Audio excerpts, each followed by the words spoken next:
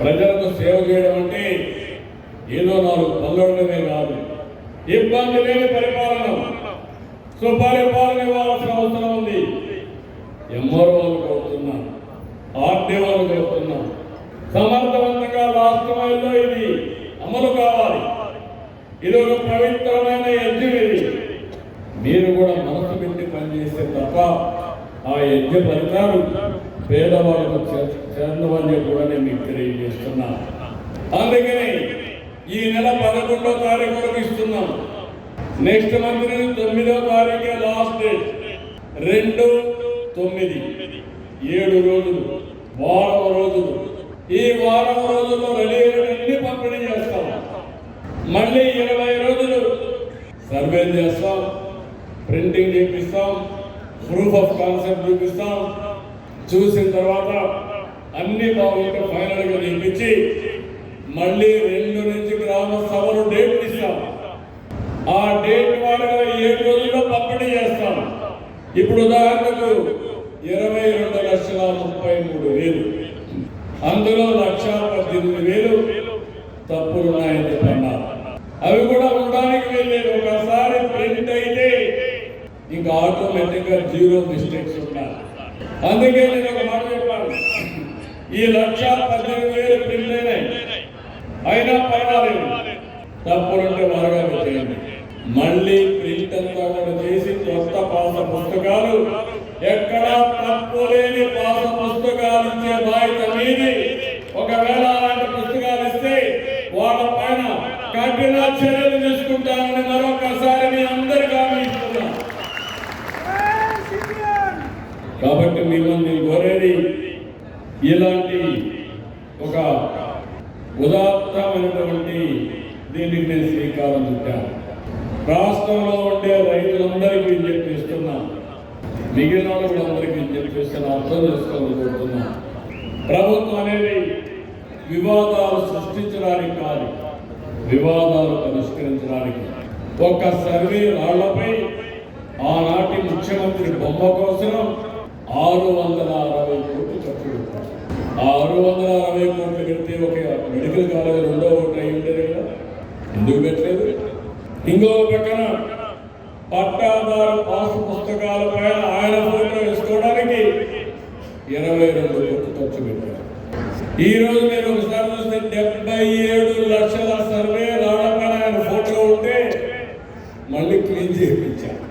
ఎందుకంటే చాలా మంది ముందుకు వచ్చారు, మా భూమి తెల్లవారుతో నిద్రలేసి ఈది ముఖంలో పెట్టి అని అంటే మళ్ళా నాకు క్లీన్ చేసే బాధ్యత అదనంగా తరచు.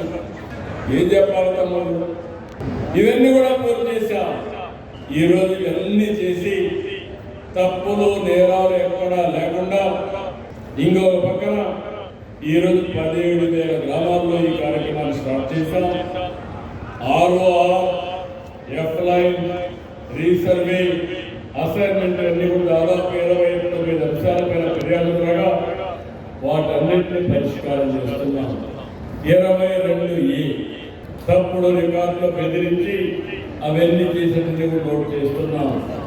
22A భూముల్ని ప్రైవేట్ భూములు తొలగించడం ద్వారా చాలా మందికి ఆ జాబితాను తొలగిస్తున్నాం.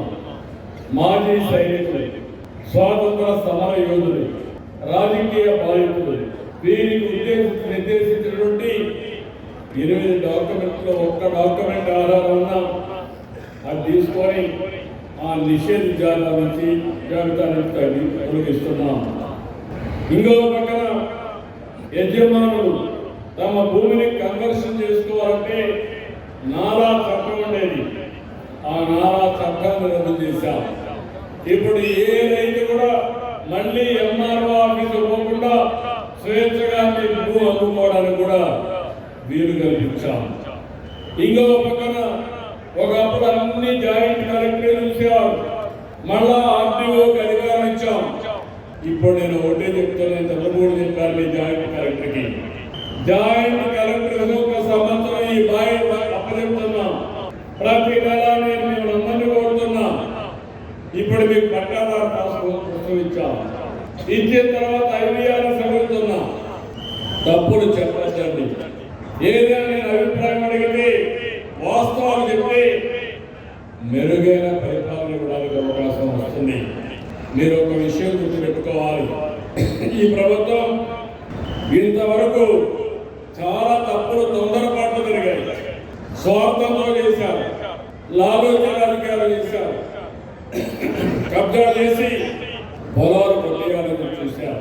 అందుకే ఇవన్నీ కరెక్ట్ చేయడానికి 1.0 రీసర్వే చేసి ఇవన్నీ కూడా రైతుల్ని భయోందనకు గురి చేశారు.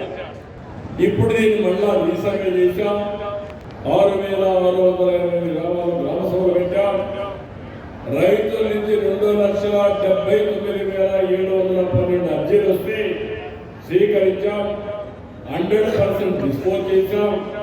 సబ్ డివిజన్ కోసం ఫీజు ఉంటే మాఫీ చేశాం. మీకు వారసత్వంగా ఆశ ఉంటే మీరు పిల్లలకి ఇవ్వాలంటే అంతవరకు డబ్బులు చార్జ్ చేస్తే 100 రూపాయలు పెట్టి మీరు ఇచ్చుకునే స్వేచ్ఛ కూడా ఇచ్చాం. ఎక్కువ ఉంటే 1000 రూపాయలు పెట్టి బాగా తగ్గించి ముందుకు వెళ్ళాం. ఇంకో పక్క నేను అందరినీ ఒకటే కోరుతున్నాను, ఈరోజు మీలో ఒక ఆలోచన రావాలి. చిన్న చిన్న తగాదాలు పెట్టుకుంటున్నారు. అన్నదమ్ములు, తల్లి కొడుకులు, తల్లి కూతురు ఒక సెంటు విషయంలో గొడవపడి పోలీస్ స్టేషన్ పోతున్నారు. దీనివల్ల నష్టపోయేది మనమే, గౌరవం పోయేది మన కుటుంబాన్ని. మన బంధువుల మధ్య ఉండే తగరాలు కూడా మనం పరిష్కారం చేసుకోలేకుండా నేను ఎక్కడ పోయినా నాకు ఇచ్చే పరిస్థితికి వస్తున్నాను. నేను ఒక విషయం చెప్తున్నాను, నేను కూడా మీ వారి గ్రామం నుంచే వచ్చా. నేను చిన్నప్పుడు మా నాన్నకు ఒక మాట చెప్పాను, దాయాదుల మధ్య బంధువుల మధ్య పొలాల మీద గట్ల కోసం మనం కొట్లాడుకోవడం కరెక్ట్ కాదని. ఒక 5 సెంట్లు పోయినా పర్వాలేదు, కానీ ఆ 5 సెంట్ల కోసం పోలీస్ స్టేషన్ కోర్టు పోతే మన శక్తి అంతా పోతుంది, మనశ్శాంతి ఉండదు, మన జీవితం నరకం అవుతుందని ఆ రోజు చెప్పా. మా తండ్రి ఎక్కడా గొడవ పెట్టుకోరా, అందుకే నేను స్వేచ్ఛగా పైకి వచ్చా. ఈ రోజు ఈ స్థాయికి వచ్చారంటే గొడవలు పెట్టుకోకుండా ఉండడం మీకు అందరికీ చెప్తున్నా. ఇది మీకు కూడా వర్తిస్తుంది. ఎందుకంటే నేను ఎక్కడో ఆకాశం మీద రాలేదు, కింద స్థాయి నుంచే వచ్చా. మీ మాదిరిగానే మామూలు వ్యక్తిగా అంచెలంచెలుగా పెరిగి వచ్చాను. అందుకే చిన్న చిన్న నగరాల్లో పోవద్దండి. ఇప్పుడు నాకు పెద్ద లిటిగెంటే దొరికాడు, రాష్ట్రంలో పెద్ద నేరస్తులు దొరికాడు. గుర్తుపెట్టుకోవాలి, ఎప్పుడు నేను రాజకీయం హుందాగా చేసేవాళ్ళు. ఇప్పుడు మీరు చూస్తే మీరందరూ గెలిపించారు. నేను ఒక హామీ ఇచ్చాను, ఆర్థిక ఇబ్బందులు ఉన్నాయి, సమస్యలు ఉన్నాయి, కానీ సూపర్ 6 ఇస్తానని చెప్పాను. ఇచ్చిన మాట నిలబెట్టుకోవడానికి ఎన్ని కష్టాలున్నా అనుభవించి ఏ తమ్ముడో ఏ మాటలో మీరు చెప్పండి, సూపర్ 6 సూపర్ హిట్ చేశామా లేదా?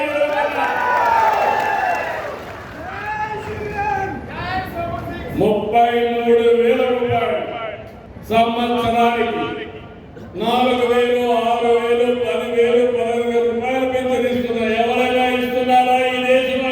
అడుగుతున్నా, ఉంటే చెప్పమని సవాలు విసురుతున్నా. ఇప్పటికే 50,000 కోట్ల రూపాయలు ఇచ్చాం. ఇప్పుడే రైతులు ఉన్నారు, అన్నదాత సుఖీభవ 2 ఇన్స్టాల్మెంట్ ఇచ్చాం, ఇంకోటి వారు ఇస్తాను. ఇంకొక పక్క అన్నదాత పండించిన పంటకి మీరు తలుపు ఎన్ని అవసరపడేవాళ్ళు. ఇప్పుడు గిట్టుబాటు ధరిస్తామని చెప్పి ఎంఎస్పీ కోసం 24 గంటల్లో మీ అకౌంట్లో డబ్బులు వేసామా లేదా అని అడుగుతున్నా. వేసామంటే గట్టిగా చెప్పండి.